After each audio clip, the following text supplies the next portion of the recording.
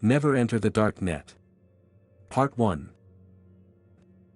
I managed to access the DarkNet, and I saw something that no one should ever see. You all know about the DarkNet, at least you've heard of it. This is not a good place. Some come there to buy drugs or guns, others out of curiosity, but most visitors clearly don't have good intentions. But I'm not here to talk about those people. I'm here to tell you about what lies behind the more mysterious and unexplainable part of the internet, the part nobody really needs to look at. Some time ago, an infographic called 8 Levels of the Internet was released. It was interesting, but completely meaningless. I'm sorry, but polymer falsigol secretions doesn't mean anything. And what about the pre-march system? Probably someone is a fan of the Warhammer game. No, there is no quantum mechanics involved here, but that does not mean this place is easily accessible. I'm not going to give you directions right now, but it is unlikely that you will be able to find it, even if I told you. I am not boasting, of course. I was warned. Everyone said that I wouldn't like what I would find there, that I wouldn't even understand it. Now, I'm warning you, too, don't look for anything like that. At this location, there is no official name. At least, I haven't seen it. But there were rumors, ranging from chat rooms to the Illuminati to a virtual camera for experimental AI that got out of control. In fact, it's even worse. After a long and painstaking process of hacking through firewalls, encryptions, solving bizarre philosophical riddles, and searching for hidden links, I finally came to an empty page with a single line of text and an empty text field below it. Quid quo varis in Latin means that you're looking. I remember being surprised, but looking back, I didn't know what to expect. I admit, I was a bit puzzled, partly because I didn't know the answer to this question. I didn't have a specific goal, I just wanted to see if I could do it, and that's it. First, I tried a few general answers. I typed in, true enlightenment, you know, the Matrix. Nothing happened. I tried a bunch of answers, but none of them worked. At this point, I was already starting to get upset. Maybe it was just a joke page, or maybe there was something wrong. If not for one thing, I tried to write something unusual. I do not know how it came to mind and why I thought it would work. But I typed something that also looked for me. Now it seems to me that this thing could have been artificial intelligence. To my surprise, the page turned out to be empty. Completely empty. I was waiting for a response. After about 5 minutes, I was redirected to a forum. No, it's not even that everything was simpler. Just a list of links on a brownish-yellow background. The links themselves were illegible, just a random sequence of symbols and letters. Obviously, it was just the code that I didn't understand at the time. The expectations were no longer met, each link was something made at random. I clicked on the first one that came to mind, and a live broadcast of Paris catacombs was uploaded. I watched for a while, but eventually I got bored. I clicked on the next link and amazing videos shot in a dark environment opened. But I could see people in tactical gear. They were inside the house. They opened the doors and combed through every room. Eventually, they opened one door, which turned out to be some kind of tall humanoid creature. She was gnawing on a human limb. They tried to shoot her, but she jumped out of the window. In this video, they tried to save the cat and it ended up in a tragic way that I was surprised to find out that this video was too convincing to be some kind of unreleased material for a movie. I was very interested. It seemed like it would be worth several months of headaches and attempts to break into a closed network. I thought I could not stop anymore, so I started a list of links with each one. When I opened it with a click, it became increasingly strange and disturbing. I came across a document titled Project Paragon, which details the trials of human experiments that will lead to superhuman levels of strength and vitality. This document looked inside, and there were essays on space-time anomalies, dips into reality, and photographs of alternative dimensions. There was also a detailed explanation regarding Area 51 and the Bermuda Triangle. The mysterious disappearances of people in the Bermuda Triangle and the true nature of the Holy Grail were also discussed in the document. I was upset to learn that there was a bomb that could destroy the world. To be honest, I do not want to know the reasons for this. I have found contingency plans for different types of apocalyptic events. Nuclear winter, biological weapons, viral outbreak. The most characteristic of these were called the Mariana Trench Anomaly, or the Strange Man on the 15th floor. One was called Blackout.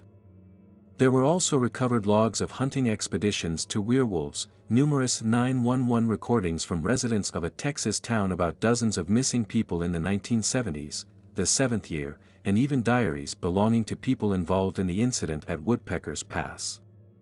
I spent several hours in there, looking through pages and pages of what I thought I should not have seen. Then I came across a trailer for an unreleased silent film made in 1910. The trailer was so bad that people wanted to scratch their eyes out after watching it, which almost derailed the entire film industry. It was a live broadcast with a hooded figure sitting in front of the camera. He finally raised his head. Even though he did not have a mouth, a deep, guttural welcome came from my speakers. I realized that it was he who spoke. I had not yet spent time on it and found the sets of step-by-step instructions incomprehensible, which included such things as performing religious spells in the middle of Siberia, the coordinates of the location where some prisoners were supposedly located. It is unclear what all of this was for. I also came across a 20-second video called The Futility of Life, which I did not watch. It was at that moment that I realized even the highest form of organized government cannot completely control it, but what frightened me the most was the fact that I did not find the end of the list. No matter how much I scrolled down, I believe I had a nervous breakdown and, in the end, lost consciousness, because when I woke up on the floor in the middle of the night, I looked at the screen and saw the notes. There was a helicopter video of a huge crab-like creature racing along the shore of an ocean island. I turned off the video and just sat there for a while, trying to process what I had seen. For a long time, I couldn't understand it, and I didn't want to. Now, I don't know why I kept watching. My brain was screaming at me, telling me to take my laptop out onto the lawn and smash it. But I didn't listen. I noticed something that I hadn't seen before. A small message in the bottom left corner of my screen. It was in Latin and said, "You're happy." Then there were two options, yes and no. Now I knew the answer to the question. Damn it, no, I was not happy. I was terrified. But I had to press the yes button. If I just pressed the yes button, I would get out of this godforsaken place and back to comfort and sanity. Even now, I can't tell you why I clicked no. But as soon as I did, something changed. The page seemed to refresh, and the base page opened, but this time with only 4 links without any unrecognizable numbers or symbols. Damn it, it didn't look like anything from this world. I clicked on the first link after about 20 seconds. I turned off the computer. I can't describe what I saw. All I know is that it shouldn't have been there. No one should have seen anything like it. It's not just that it made no sense. I don't know why it wasn't there.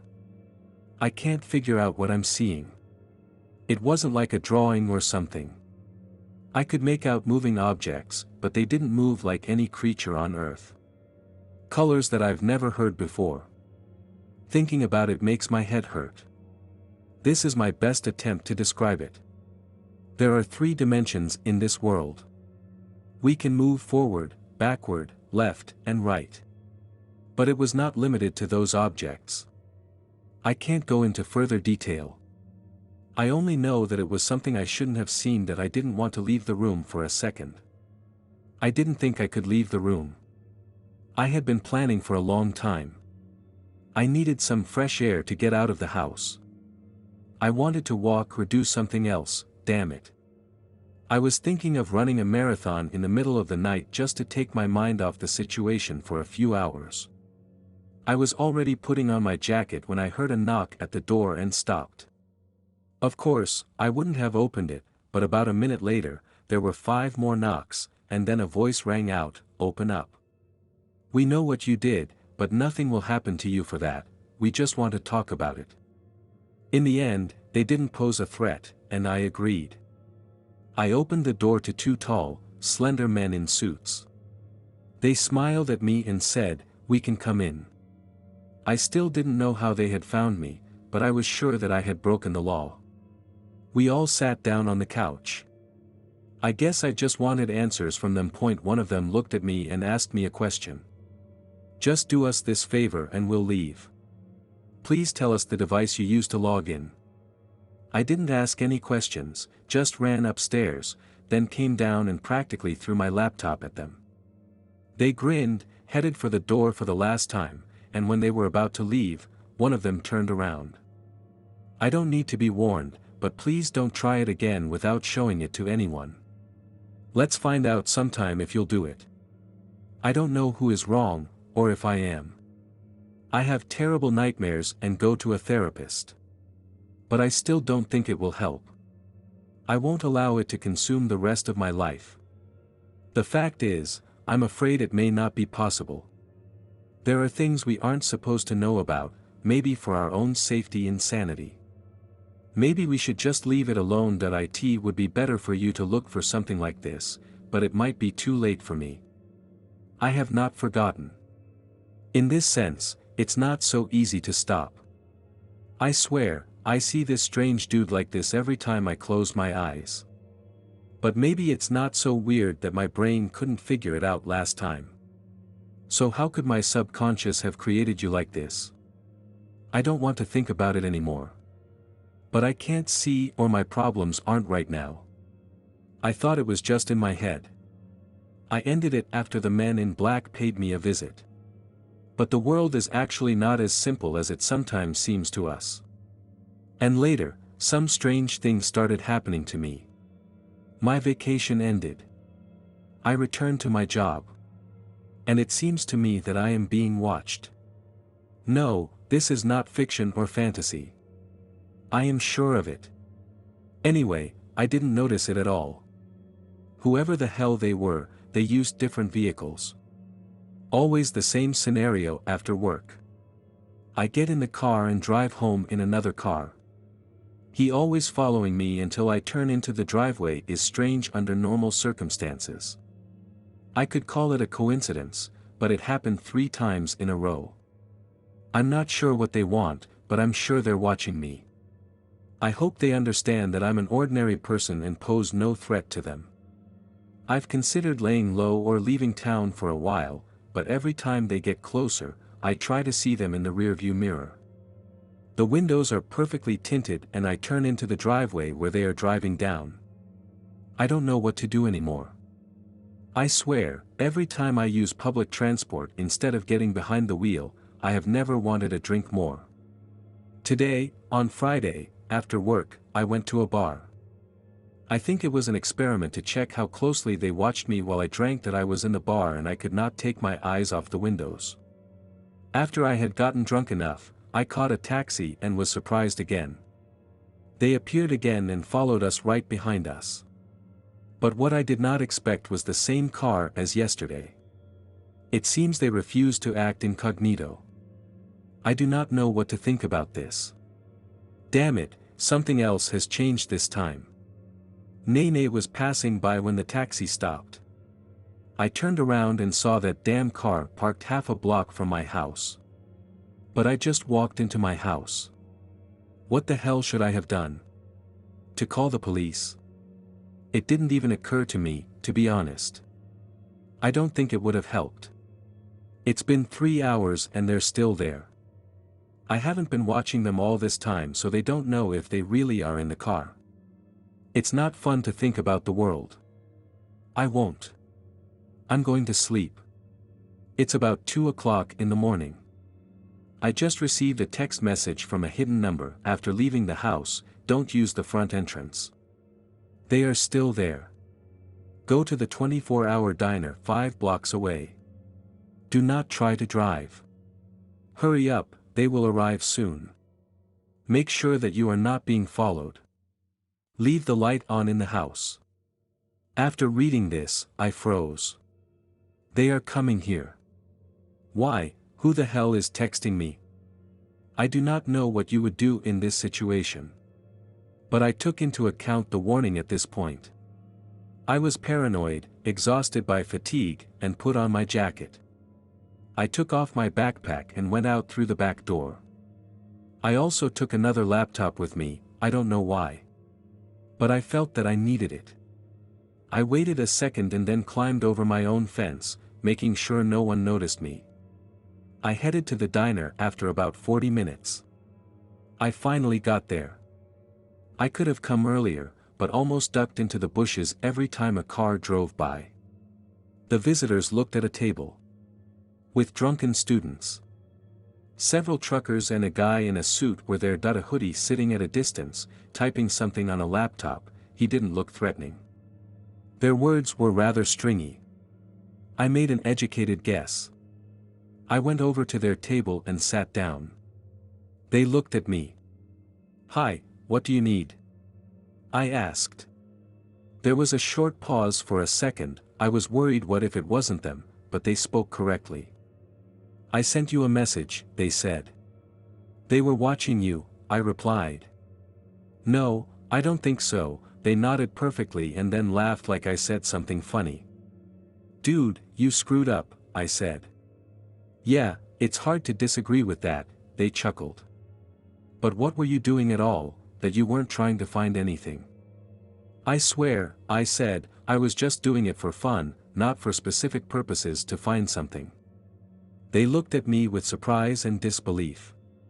"Ah, but it's damn stupid," they said with a chuckle.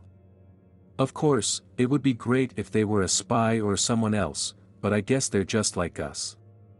They chuckled again. "Listen to who you are," I said. "How are you? By the way, I found out that they were just some random person who happened to be in the same place at the same time. Those who are not like that were after me."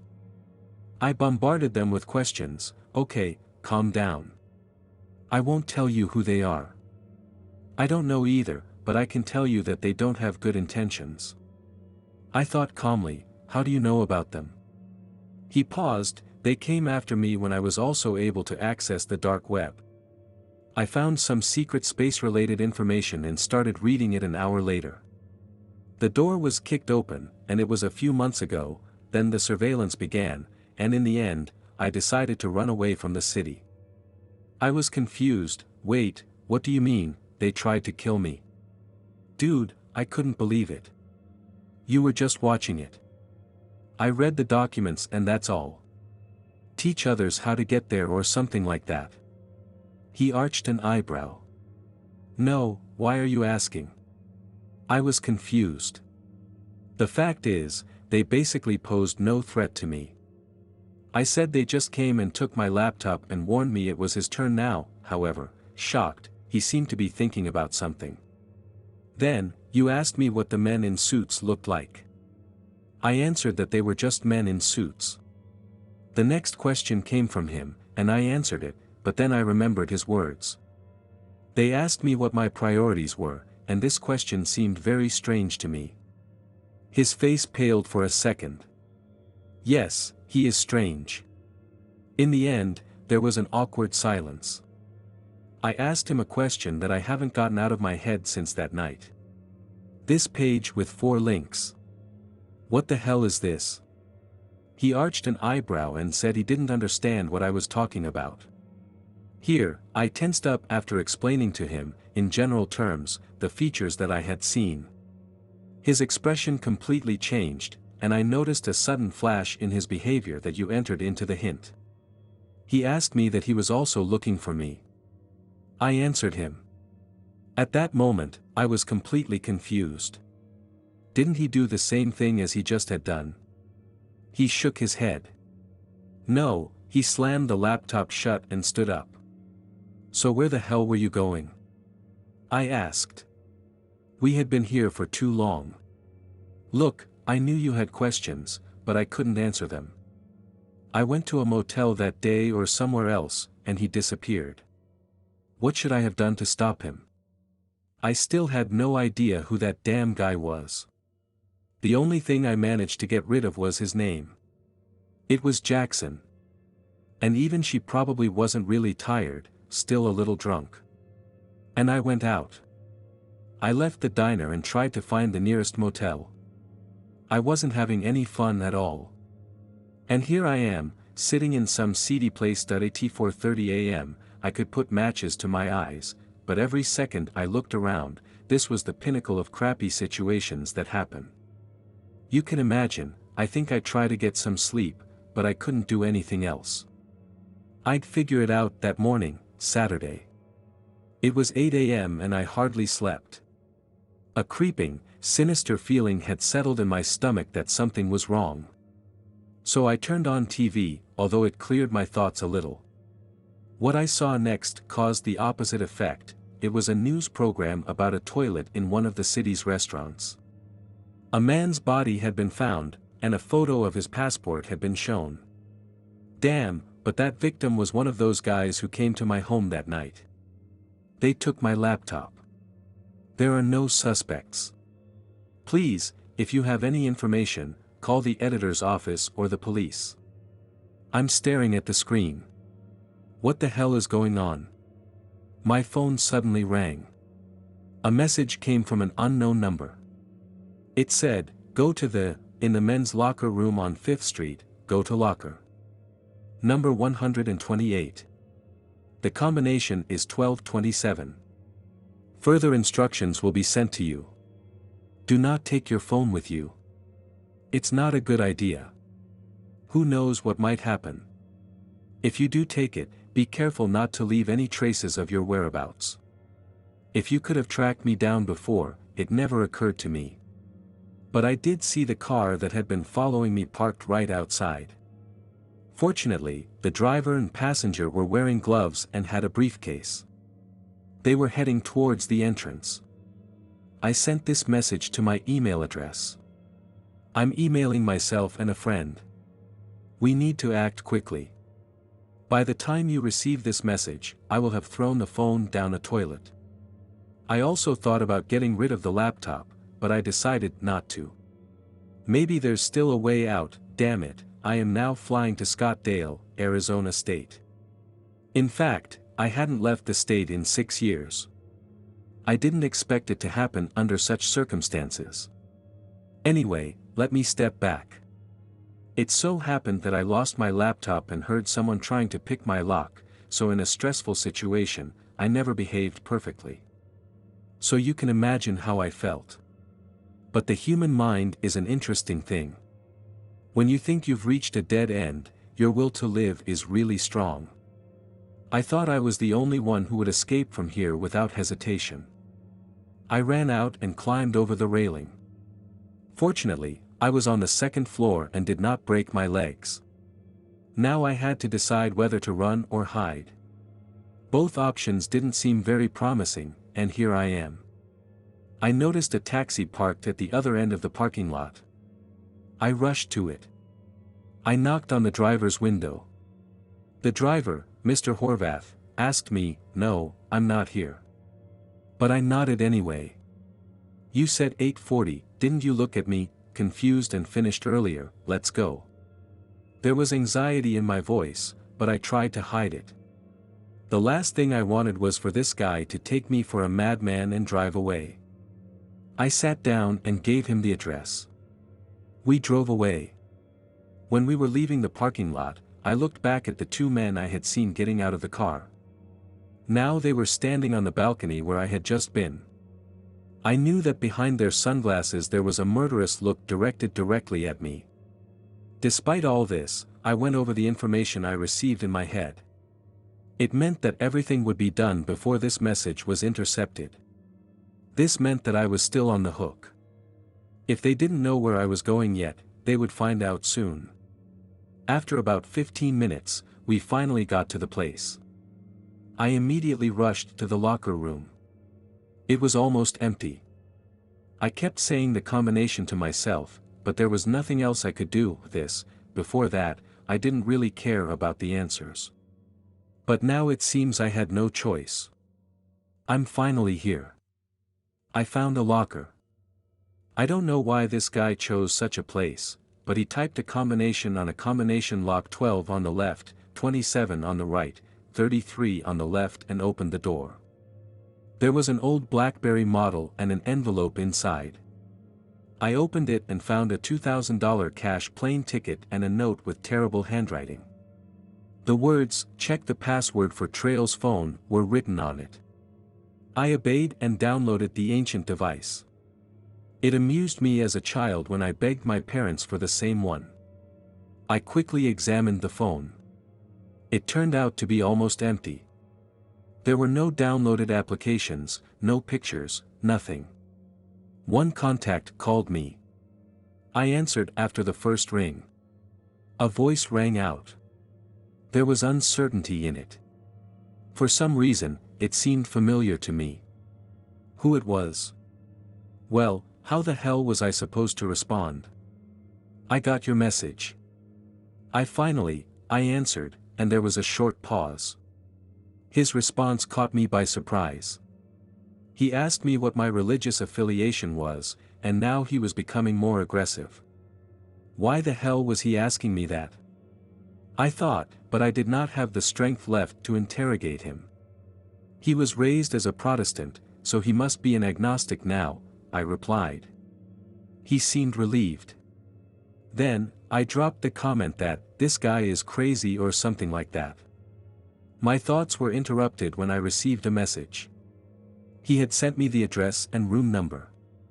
I would meet him there. That was all he wrote. I hesitated for a second before regaining my senses. I realized that I was an idiot. I should have taken everything and run away. Then, I heard the lockers open and footsteps approaching. I quickly put my belongings in my pockets and started looking for an escape route. I had only one option. I started making my way to the main entrance of the pool. When I was running, there were gunshots behind me. I knew they were gunshots. They used silencers, but it didn't matter when I was just in the middle of it. I ran 40 steps faster than a sprinter, tripped and almost fell into a puddle. I couldn't stop. I ran forward, constantly looking around and turning around. It was good that I was in the center of the city and could easily disappear into the crowd. At some point, I saw two cops. I wondered if I should tell them, but what would it lead to? They would be looking for these guys to come back with nothing. They would be watching my house for a couple of days and then cancel everything. It wouldn't solve anything. Finally, I went to the barbershop. I couldn't run it anymore.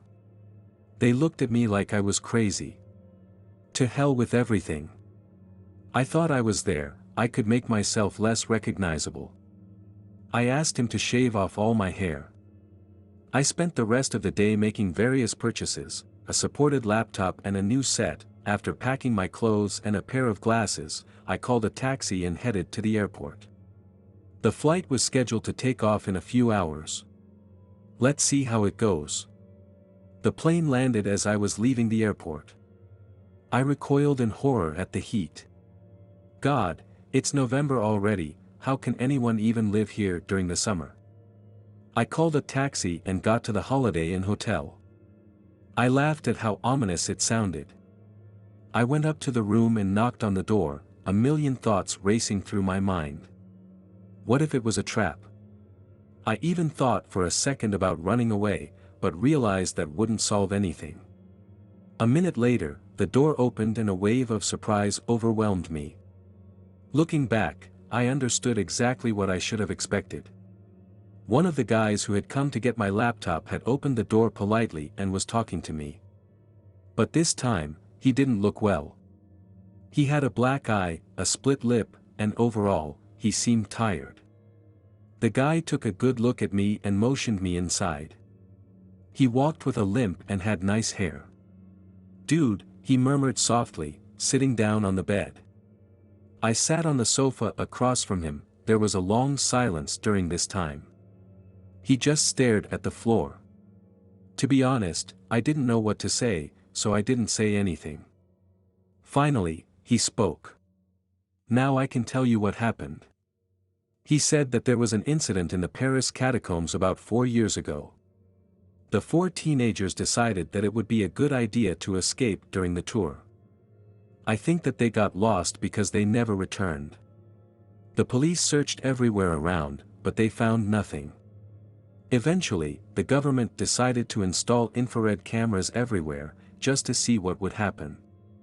As soon as one of the cameras caught movement, no one could have imagined that they would have looked further. It was in its purest form, some kind of abomination writhing on the screen. And the twitching limbs seemed to be glued, for human heads sticking out on top of the thing. As you can imagine, I was speechless with astonishment and remembered that video from the catacomb. It's good I didn't watch it, and I'm glad that guy didn't. They decided to send a special team there to destroy the video, but it resulted in 12 deaths. The question arose, what to do about the video? They couldn't simply get rid of it, but they also didn't want to. They wanted someone else to see the video at about the same time. The Snowden story had been booming, so they decided not to use government servers. Then, a new site came into play. They brought in the most experienced technical experts, who had to hide the video somewhere deep on the internet, as deep as possible. No one should have known about it or found it. No one even knew about it. I thought about figuring out what to search for. Of course, I know my business, but I couldn't compete with government experts. How did I find this person? He spoke again and, for a while, everything was quiet. It was wonderful. Powerful people in this world had concluded an agreement with each other. The site hosted everything they considered unsuitable for public discussion. They even prepared precautions for each real video. They created and posted 4 fake ones for the chosen ones who actually managed to find them.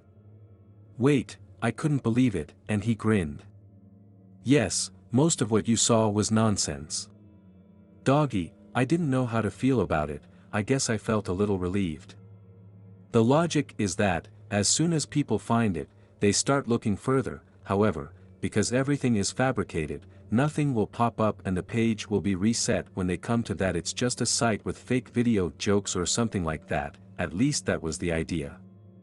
I knew what he was getting at, but what about the people who watched the real stuff? He sighed. Look, no, someone would care if they started telling their friends or people on the internet about it. I think they are crazy. More importantly, those who started looking for evidence, those who planned to make it public, were forced to remain silent. I was going to say something, but he didn't notice and interrupted. Listen to me, we're not imposing any moralistic nonsense. They shouldn't have seen this, it was their choice. They committed crimes. Do you really think that making this information public will help someone? No, this won't happen. Sometimes happiness is in ignorance. It's clear for you, to be honest. I had to agree, but that's where everything went wrong. Before 2 violations per month were recorded, then their number soared to 20 and then to 50. They started to deal with it. Obviously, there were rumors on the dark web about a rumor page that kept secrets that no one was supposed to see. They decided to find out how easy it really was to get to this place just by reading forums and stuff from an expert. It took about 20 minutes. They just solved some weird fucking riddles and then clicked on these hidden links that multiplied the last one. A hint is a question. What are you looking for? I saw it, didn't I? I nodded silently. It didn't make any sense. It seemed to us that the answer was anything. The option was just to help log in. Everyone who should have known about it was questioned, but no one confessed. To be honest, everyone seemed sincere when they said they didn't do it. A thorough investigation didn't solve anything, and then, back in 2010, it dawned on us. Experimental artificial intelligence was finalized. I'll spare you the details, but everything went wrong. No one could control him. As soon as they thought they could lure him into a virtual trap, he just disappeared and didn't appear again until now. He paused, as if waiting for me to connect all the dots. So, do you think that artificial intelligence has appeared and is now directing people there? I asked. I don't know that, he said. Now, after hearing everything I have some idea why this is happening to me. These people are acting strangely. They're not acting like themselves. Something is wrong.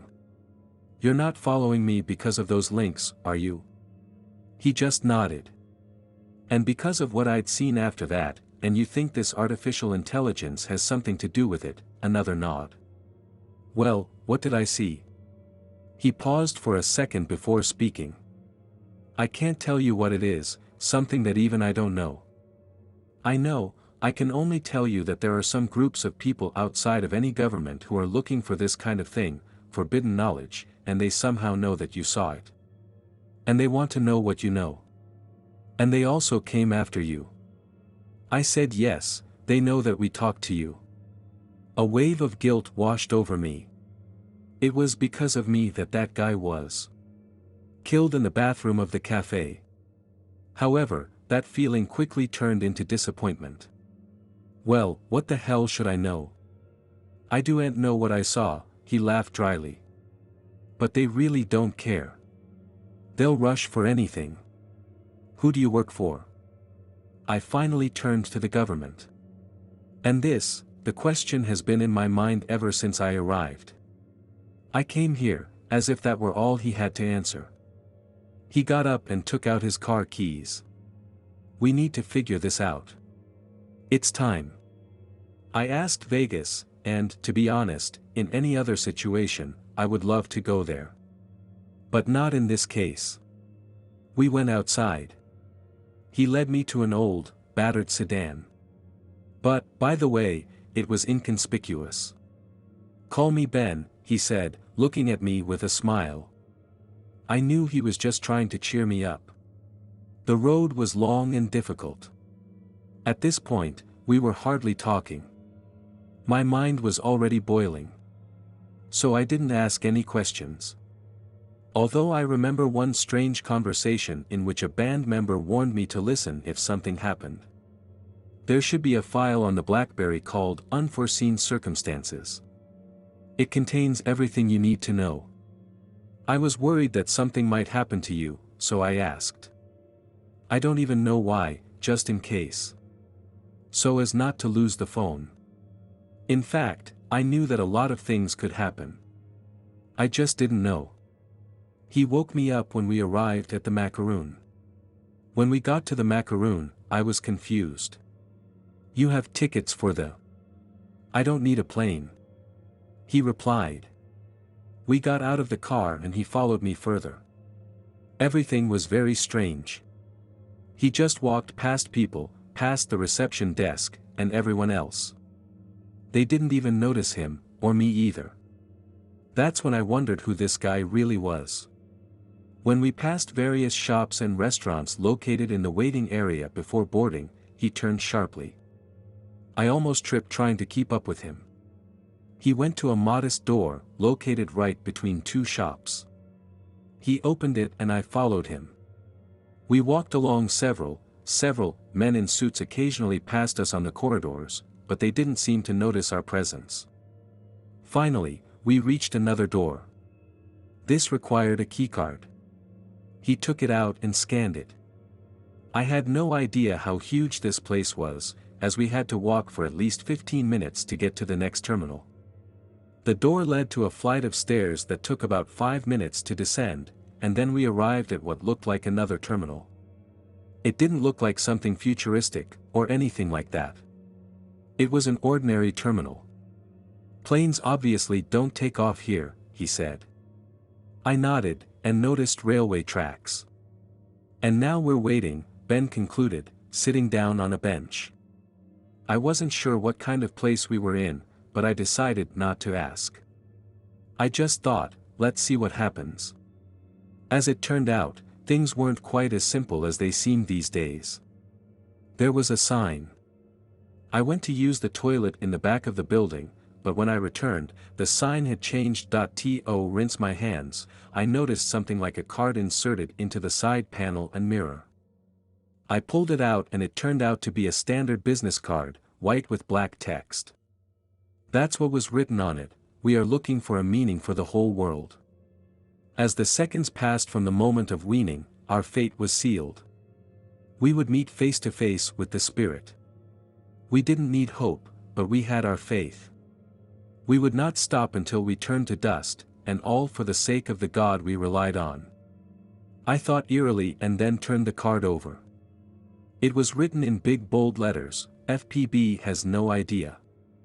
I had what I had, but at that moment, I felt discomfort. Goosebumps ran through my body. I needed to tell Ben about it. Whoever he was. I opened the door and Ben wasn't there. It was, so I took a little walk around the terminal, but he was nowhere to be seen. Damn, there was no one else here. There was a rumble, a train approaching. So what should I do? I wouldn't survive alone. That I looked around the terminal one more time, and then I heard footsteps coming down the stairs. I thought that he had returned, contrary to his expectations, and saw several people, and was greeted by 4, presumably, men. I couldn't tell for sure because their faces were covered in burlap, with eye sockets cut into it, like those worn by the scarecrows in the Batman movie. The only difference was that the symbol had been spray-painted in the place where the forehead should have been. It was a simple vertical semicircle, with sharp-angled arrows passing through it. As far as I can remember, their appearance was ordinary. Just ordinary street clothes. I froze in my tracks and noticed that one of them, wearing hoof gloves, had this dark liquid on his hand. In the next few moments, it turned into a solid stain, if I'm not mistaken.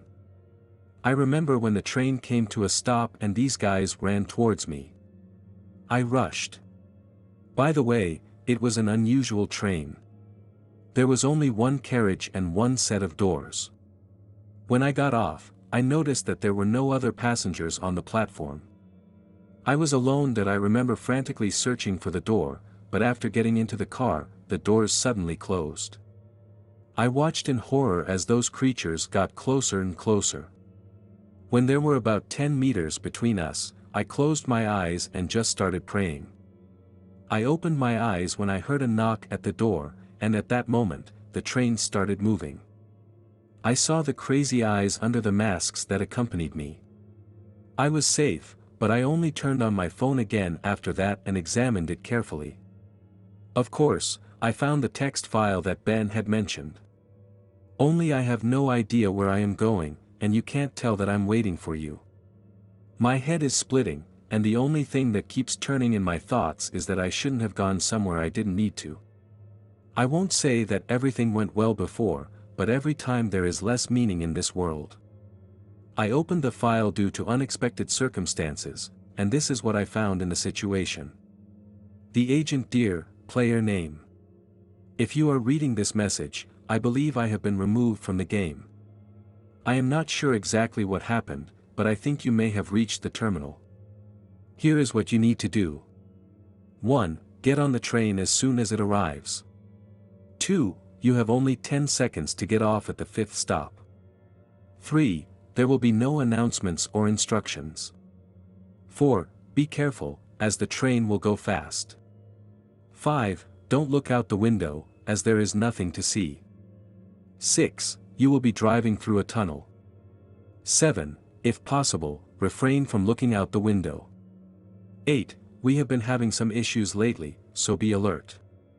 9. If you see or hear the door open when you stop, hide under the seat. 10. They may be looking for you. Just close your eyes and wait for them to leave. Best regards, your name. If they are still on the train after 4 stops, I'm very sorry. As soon as you reach 5, exit from there and you will be in another terminal, very small. There should be steps down on the right and stairs up on the left. You will need it while you are climbing on the stairs. It should get dark. Don't worry. That's how it should be. So keep moving up. Eventually, you should come across something solid. It's a stone. Push it away and get out. Then put it back in place. When you exit the tunnel, you should end up in a wilted wheat field. It's Texas. More precisely, this place is located between Time and the Sata area. Look around a few miles from here, you should see a small abandoned farmhouse. Go to it as soon as you enter. After that, go down into the basement. You need a big red door. Right next to the pens. You will see a digital set of buttons with a password, 532 567 8. See why these people knew where to find you? Because we followed you, and you followed us since you started approaching this page. Obviously, there was a mole informant among us. We believe that he was a member of a cult that we thought had disappeared many years ago, the FPB faction of the Lost Gods. As they call themselves. I won't go into detail, I'll just say that they would go to the ends of the earth to find what you saw that day. That's their only goal. And they're not the only ones looking for it. I think after learning about these secrets, they decided that this is what they're trying to find. Communicate with them, try to take them somewhere we don't know. I found this page and helped you, but you were the first to see it after it was removed from the site. That's where everything went wrong for us. As soon as the mole noticed it, he organized a raid on our headquarters, an apartment in Texas. Someone approached, it was a real massacre. They began searching for you, but fortunately, I was not there. I had already left to meet you. Let's head back to the office, the apartment, as soon as you enter. Head straight until you reach the control room. In the far right corner, there should be an old computer connected to the wall, it will ask for the password in the form of the original one. In the middle of the room, a hatch will open, take the stairs down and you will find yourself in front of a stack of filing cabinets. Wardrobe, compartment, you need a file called Kane Hunter, he's an old friend of mine, the documents are organized alphabetically, so there should be no difficulty with this file, his address is in this file, however, this guy moves around so much that I just don't have the time to keep track of him, you need to find him. He will have the answers that I don't at the moment. He is our only hope, tell him that Ben sent you. Humanity should not hide from fear again, no one else will protect us. And we have to stand up for ourselves. Good luck with this message, it wasn't an easy task to digest it all, but fortunately, no one else had gotten on my train. I got off at the 5th stop and climbed out. I found the house and, after a while, finally managed to get to the basement. As soon as I stepped inside, a wave of stench hit me. I almost threw up. This word kept ringing in my head. I turned on a light and found a switch on the wall. When the dim light of incandescent lamps filled the room, I understood what he meant. There had been a real massacre, and no one had cleaned up. Holding my breath, I stepped over the decomposing bodies in uniform. No matter how hard I tried not to look at them, I couldn't help but glance down from time to time. In the control room, I almost passed out. I followed the instructions and found the folder, after which I left immediately. Get the hell out of there, I thought. Back on the streets, I read through the folder from start to finish. Kane Hunter was 45 and lived in Hong Kong. Damn it, I'm starting to hate traveling. That it took me some time to find my way. Finally, I managed to hitchhike from there to the city. I went to Dallas-Fort Worth International Airport. Now I'm here. I'm incredibly tired and the back of my head itches terribly. Music, it was a long flight, so I had to reflect on the past week. There were still a lot of questions. There were no answers and I really didn't know what to expect from Kane Hunter. I remembered that railway station and the card I found in the bathroom of the FPB faction of the Lost Gods. For what else, finally, I took a taxi to this guy's house. On the way, I was running out of money. I watched the twinkling lights of the city floating past me. At first glance, the world seemed so simple and safe. But if you start to look closely, it starts to fall apart right before your eyes. They dropped me off at a modest apartment complex, probably the so-called middle class. I dialed the room number on the intercom. After a while, someone answered. I introduced myself and asked for Kane Hunter. Asked who it was. He seemed surprised, as if he was not used to visitors. I thought for a second about what I was going to say. Ben had sent me to find him. I answered almost immediately after that. I heard the main entrance open, and that's all I thought about. I started walking up to the 7th floor when I was about to knock on his door. It swung open, and a rather unkempt middle-aged man was dragged inside. He took me to his room. He looked around and slammed the door. I sat down in an armchair. He paced the room with an unusual look of worry. He finally stopped and turned to me with a hoarse and unusually low voice. "What do you mean? You need help?" I knew I was going to tell him something he did not want to hear. I told him, and now he's being chased. His face distorted as soon as he heard it. "Who's hunting you? You know them." His speech became fast and confused. "The faction of the Lost Gods is what they call themselves." That was my answer. Now his face turned completely pale. They who returned scared me when they swore loudly. He sat down and covered his face with his hands, then looked at me again. As if what had happened to Ben had happened to me too, my silence was enough. He nodded back, and clearly he was a good guy. Kane replied.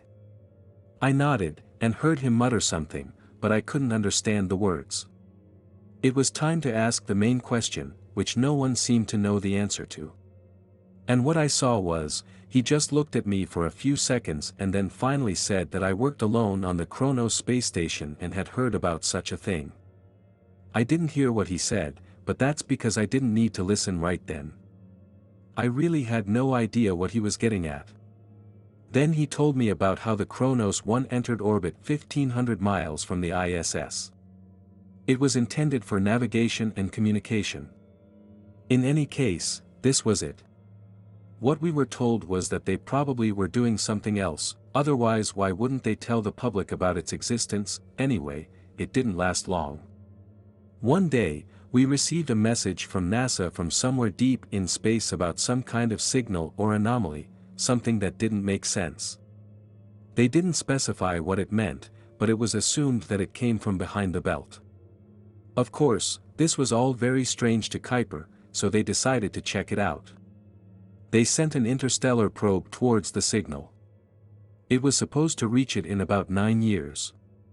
As it turned out, after about 9 years I returned into space after a break on Earth. And now we get another message. Umbrella had reached the place where the signal was coming from. They were going to send us an input signal to check it. I arched my eyebrow and he just grinned at my confusion. From the point of view of space technology, we have advanced much further than is commonly believed. I don't think you should be surprised anyway. Everyone crowded around, the monitors were waiting to see what the umbrella had found. At the moment when only 10 people were in the room, the broadcast finally started. He stopped talking and rubbed his temple. It even seemed to hurt him to think about it. Everything went very well. Quickly, it only took a few seconds for a scream to be heard. People were banging their heads. The floors and walls were in chaos. Everyone went crazy after seeing what was on the monitor, and the only reason why I survived was because I didn't actually see anything. I was still in the toilet when the broadcast started. I came out as soon as I heard the noise. But I was still losing consciousness. Apparently, I don't like the view. I remember the blood before I fell to the floor. I saw one remaining person who, at that moment, did not take his eyes off the screen. He was the only observer. When I woke up, they started asking me questions. I didn't have the answers.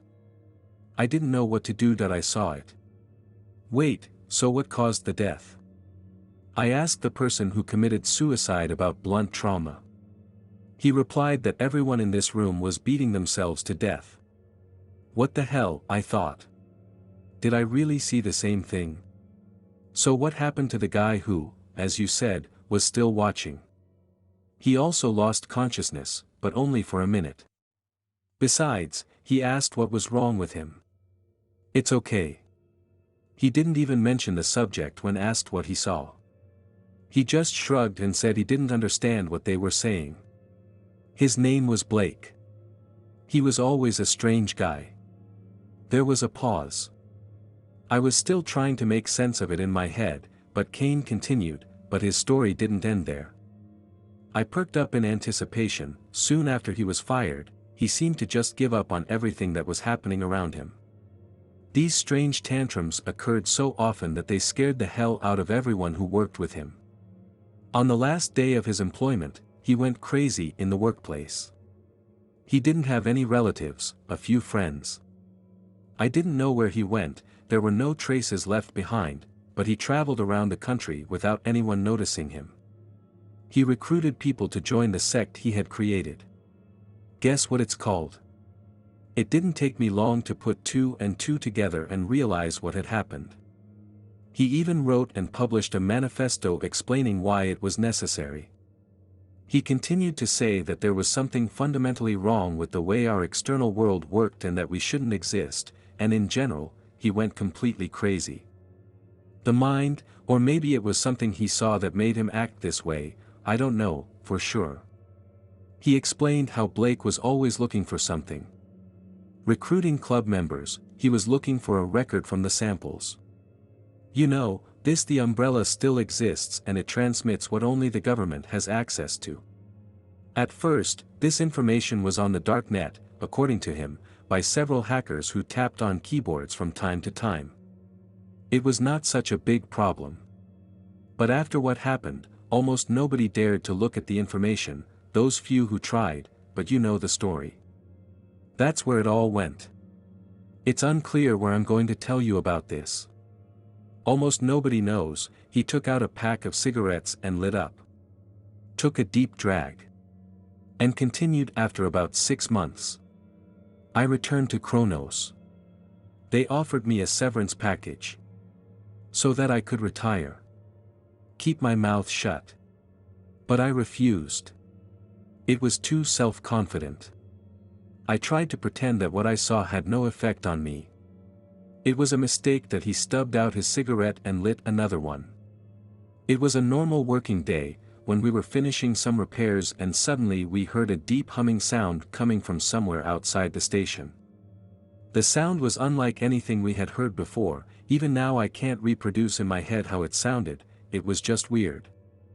People started looking out the window just to see what was going on. I didn't join them, after this recording of the probe, because my curiosity largely faded. However, that what happened next made me wonder what kind of universe we actually live in. I was having lunch in the dining room, when I heard a noise coming from the corridors. If I had ignored it, then I would have heard that the screams were abnormal. To be honest, no one could make them stop. I would like to record them. I remember looking at everyone else, but no one moved. We were all on the same wavelength, and we couldn't tear our eyes away from it. Some kind of light came from the cracks and the windows that we had not seen before. These descriptions were familiar to me and my brain started working feverishly. It wasn't like that at all. If this was what I saw, I interrupted him, but he continued. I remember feeling dizzy when I looked at it for just a few seconds. The following hours were agonizing. The screams did not stop. Our collective sanity had been pushed to the limit. We all just covered our ears with our fingers. They shut their eyes, waiting for the end of this nightmare. Then I just remembered waking up, how I looked around and I saw a sea of blood. That day, when 90% of the crew had died, of course, we had questions about what happened. But everyone who knew anything about it was soon dead. He leaned back in his chair and fished out another cigarette from the pack. This time, the company had a sip of whiskey and continued shortly after that. I returned to Earth after I was no longer offered to return to work. Only severance pay and a non-disclosure agreement were offered, although at that time, I didn't know it. When I was lying around, I didn't really care, but after that, it took some time. I was at home, thinking about myself, when I heard the knock on the door. It was Ben. He asked me what exactly happened on the axis. I told him, but I didn't understand at the time how he even knew something had happened. He had never worked with NASA before, so I checked with him. He said that a flood of distress signals had immediately poured in from the station, all of which accurately described what I had to go through. It would take too much time and money to organize a rescue operation. Everyone was at a loss and didn't know what to do later. The Secret Service discovered hacking the site. Someone was watching the recordings of the investigation. They tracked his location, which was an abandoned warehouse in San Antonio where Ben was at the time to solve other tasks. At that moment, he was just an operative, so I contacted him and asked him to check out this place. He went there with the SWAT team. When they arrived, it was a real bloodbath. They started shooting as soon as they entered. Whoever it was trying to protect something. Half of the team was killed before they managed to capture the place. They detained the shooters. They began combing the rest of the building on the upper floors, but then they reached the basement. There was only one person sitting in front of a computer monitor. They slowly approached him, ordering him to raise his hands. He eventually ignored them. One of the commandos approached the officer and suddenly started shouting and firing. He has no doubt that he glanced at the screen. After that, they did not dare to approach the man sitting at the monitor. They only pointed a gun at him and told him turn around. The man eventually turned around. Ben recognized him. He had gained notoriety in government circles. He said that blood was flowing from his eyes and nose, his skin was pale like the moon, and he said only one thing, that you can't stop it. If it doesn't happen today, then sooner or later our reckoning is still ahead. Ben said that these words hurt him to the core. He said it in such a tone and with such confidence that he just made him feel despair, emptiness inside. He shot him right after that and stabbed him with a bullet in the monitor. They detained the rest of the cult members and questioned them. Of course, they did not want to cooperate, they were just repeating the same things over and over again. The authorities showed up a couple of hours later and thanked him for a successful operation. They let him go home so as not to notice the umbrella, so that Blake would not notice that she was watching him. Somehow, they communicated with each other through a friend. Even thinking about it was scary. Kane continued that he was sending something on Earth, something beyond our understanding of what we should have seen. Who knows what he wanted from us? Probably nothing good anyway. They decided to make sure no one else would ever see him. They disconnected from the probe. They completely stopped broadcasting. I'm sure they thought that if we didn't look for him, he wouldn't notice us. So I almost screamed. Then, how on earth did I see him? That's what interests me. He said, you have the answer. I tried to tell him about artificial intelligence. But it turned out a little confusing. He just looked at me, confused by artificial intelligence. What the hell are you talking about? He asked if there was another clue on the site that led me here. How did I find it? What are you talking about?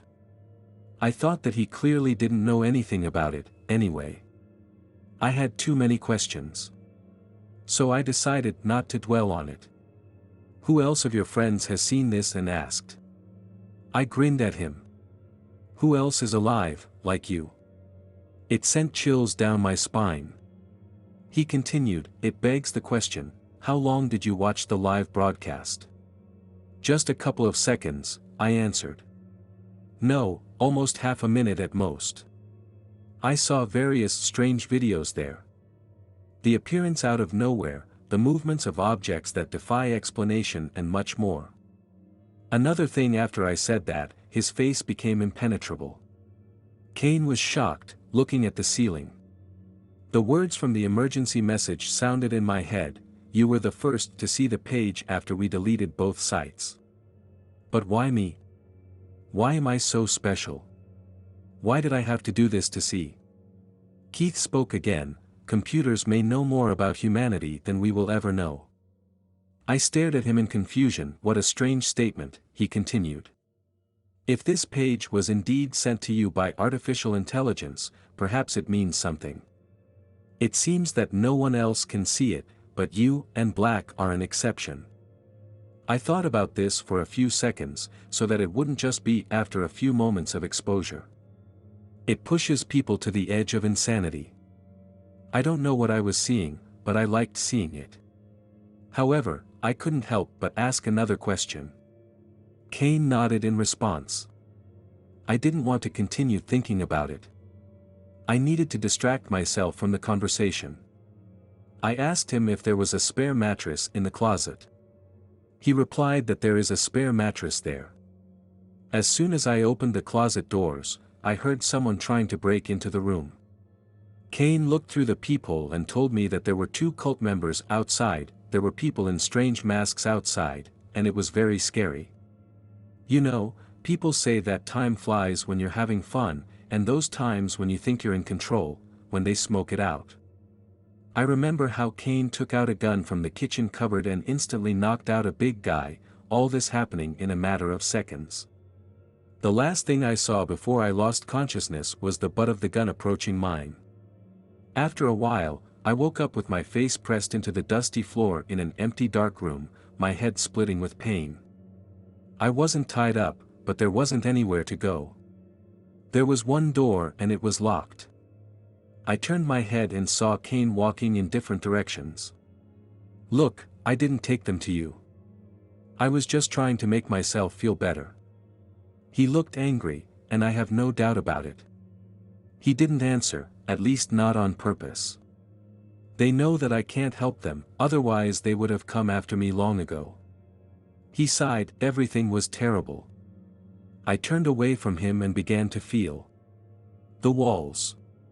It seemed to me that there was a secret exit here. That's what it seemed after another attempt to escape. I just sat down in a corner.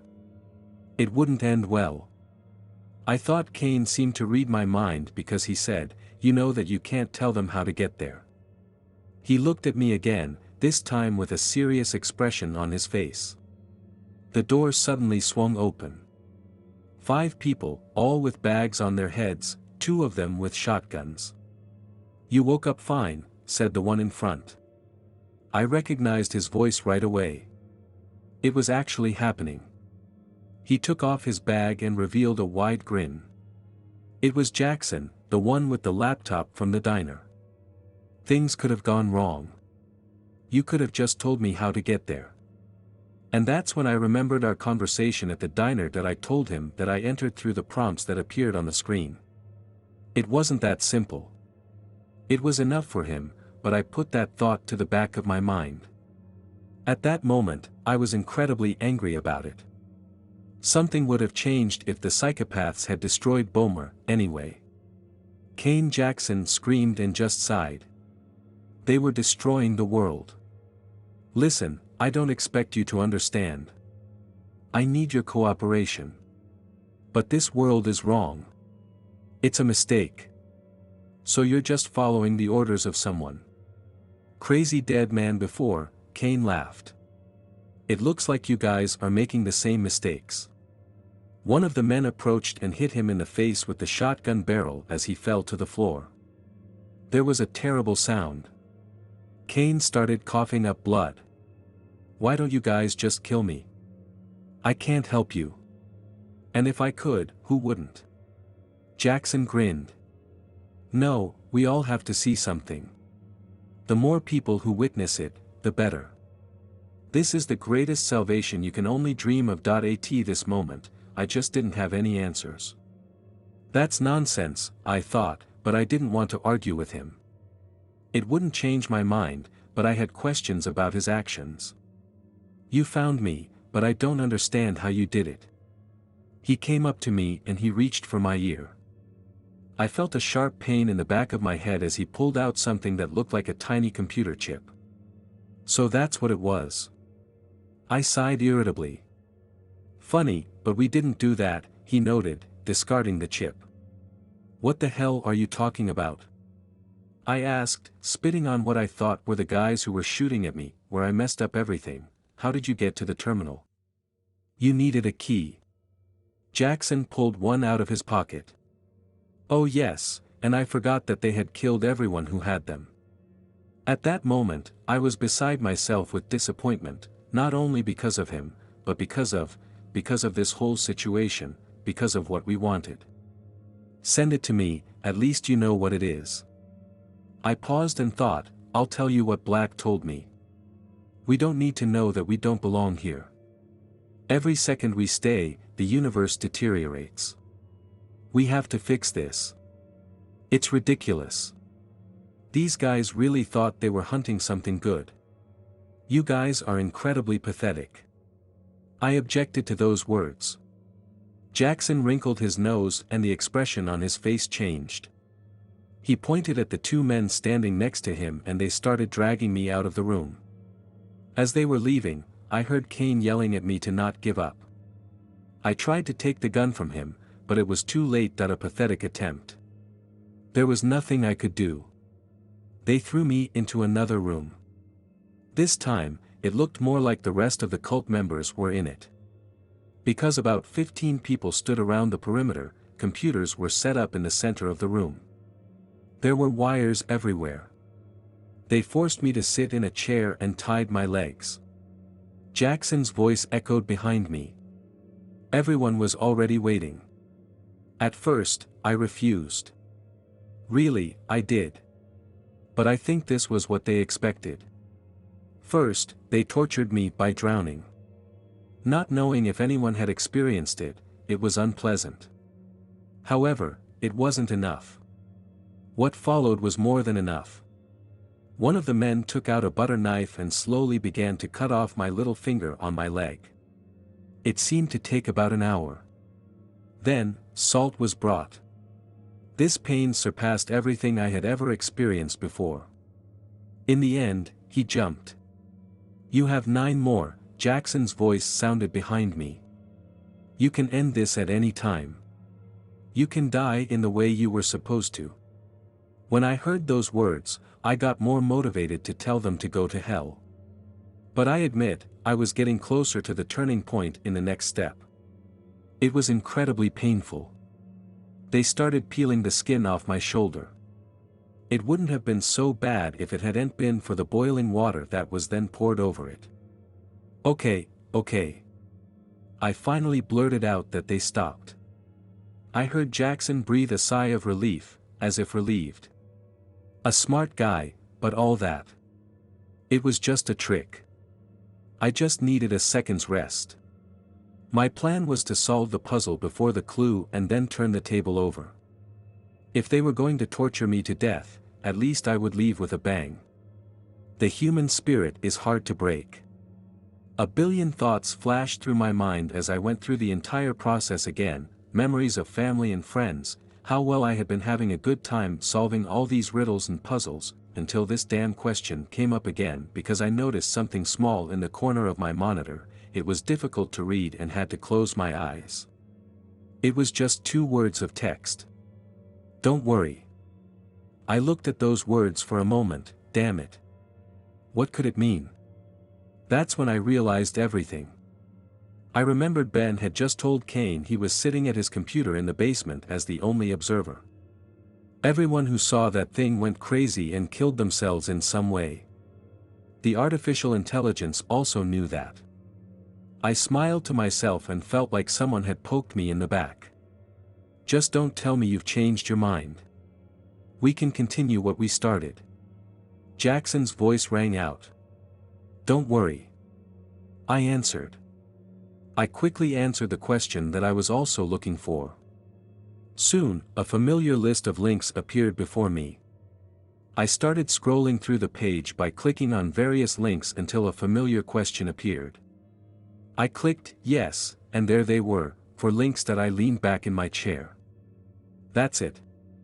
The first link is what you're looking for. They're all gathered around me.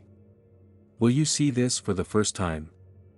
I asked askance, but out of the corner of my eye I saw Jackson nod. They untied me from my chair and put me down on the ground, but before I could say anything, Jackson put his hand on my shoulder as a sign of appreciation. You don't know it yet, but you've just done something good. Let me go. I replied that the band was still alive, but Jackson nodded. Where is he? What does it matter now? I just wanted to tell him to pull himself together. I owed him that at least. Jackson sighed, took out a piece of paper and wrote something down. He gave me an address and handed it to me. Good luck with that. He pointed to a couple of armed men who followed him to the door. Suddenly, they lied again and obeyed. I couldn't help but smile. When they saw me go, they closed the door behind them and pointed their shotguns at me. At that moment, there was nothing I could do except wait. I listened intently, and a few muffled voices were heard, followed by silence. I began to count 1, 2, 3, 4, and then there were screams. Although I had expected this, I still flinched. Kane was right, these sounds couldn't come from a person. Two guys guarding me peed themselves in fear. One of them ran inside, and the other shifted his weight from foot to foot. He looked at me and the room. So, I easily disarmed him and hit him with the butt, after which he fell to the floor unconscious with a crash. At that moment, a cacophony of gunshots was heard from inside the room. It lasted about 10 seconds. After that, there was silence. With a shotgun in hand, I entered the room. The bodies were scattered around the room in random positions. The pieces of burlap that had been on their heads were stuck to the blood-stained walls. The monitor lay on the floor with the screen facing down. Only one figure, Jason, moved among the scattered pieces. It seemed like he was truly dedicated to his cause. He was muttering unintelligibly, trying to approach the lying gun. I considered helping him, but in the end, it only saved me from further suffering. To save myself from further pain, I moved around the room, taking out the clips and cartridges from every weapon. Before he left, Jason took one last look at me, his skin pale, his arms and legs shaking, and his expression a mix of shock, confusion, and desperation. It seemed as if he were begging for something, but I just waved him away and closed the door behind me. That's exactly what he wanted, wasn't it? I went down to the room where Kane's whole body ached. Walking with no fingers was unbearable and very difficult. Kane flinched as I entered. At first, it seemed that he breathed out in relief, but then he was horrified again. You did it, he said. I just shook my head and breathed a sigh of relief. He wanted to have a quick look inside the room before we left, just to make sure Jackson was still violently twitching in the corner, turning away from us. After that, I didn't see him anymore. It would have been a pleasant surprise for someone, Kane said before closing the door. After that, we got out of there and it turned out that we were in some kind of basement. We hitchhiked to Kane's apartment. There, he decided to buy me a plane ticket. It's the least he can do for me. Where are you going? I need to know. I want to go to Vegas. I want to find Ben. He looked at me again. Tell him I wish him all the best. I went to the airport. I must say, it's strange to walk without toes. I think I'm used to it, but one day in Vegas, I took a taxi and went to the address.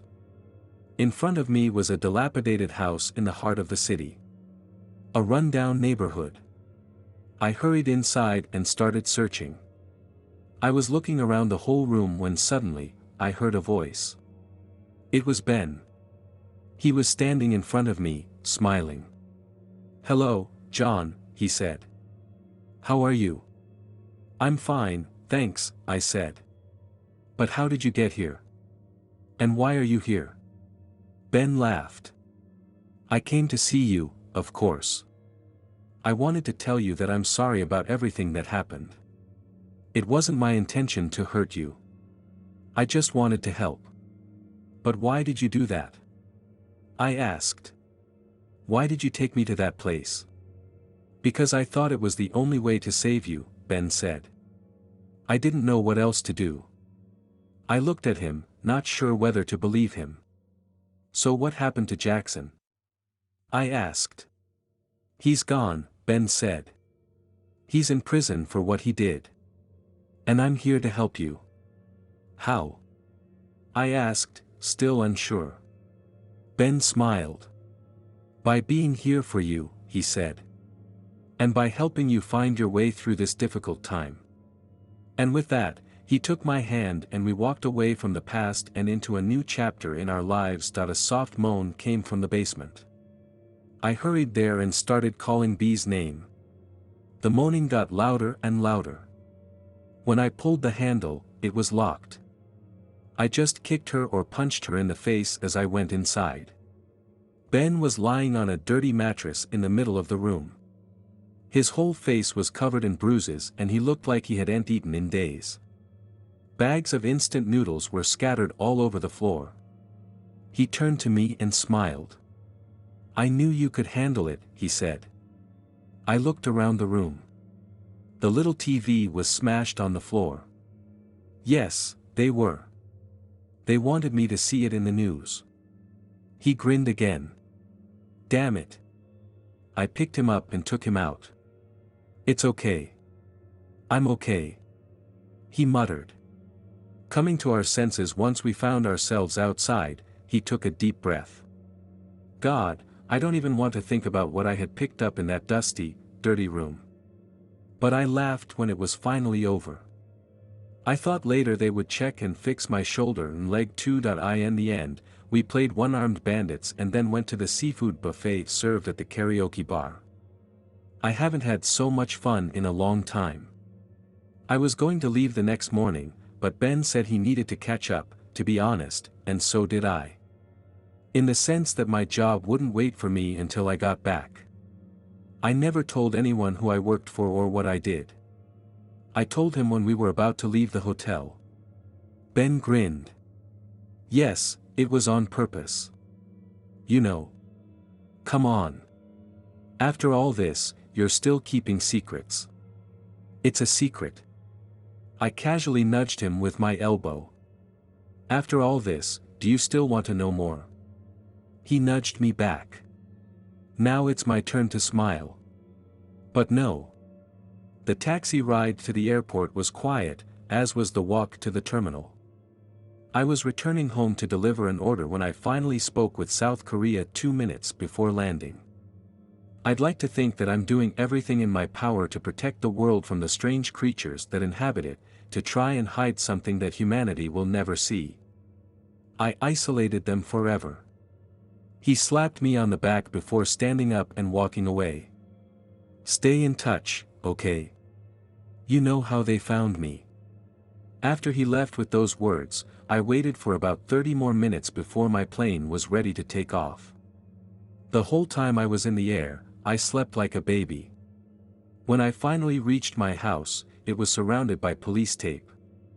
I knocked on the neighbor's door to inquire about what had happened, or rather, I already knew the story, but I had to act like I didn't know anything. She seemed surprised when she opened the door that evening. When she saw 2 men enter her house, she immediately called the police. Everyone was searching for you. Where had you gone? Sightseeing, I answered that I caught them. No, they found strange maps all over my house. It was written something like on FB or something similar. Who the hell are these people? I chuckled to myself and thanked them after I explained the situation to the police and gave my testimony. I finally returned to a normal lifestyle, and soon after that, I found a new job and plunged into a routine. It was over, but even though I try not to think about it anymore, it seems like a difficult task for me. Sometimes in the evening, I lie in bed and try to recreate in my mind what I saw. I still have so many questions because there were 3 more links. What the hell is this? I tried to convince myself that I didn't care, but it was a lie. I feel like the website is calling me. I know it sounds crazy, but I have a feeling that these links are waiting for someone to discover them, like me, artificial intelligence, trying to communicate. I receive small messages from time to time. A question in the corner of my screen, even when browsing regular web pages, and I always ask the same thing: are you satisfied?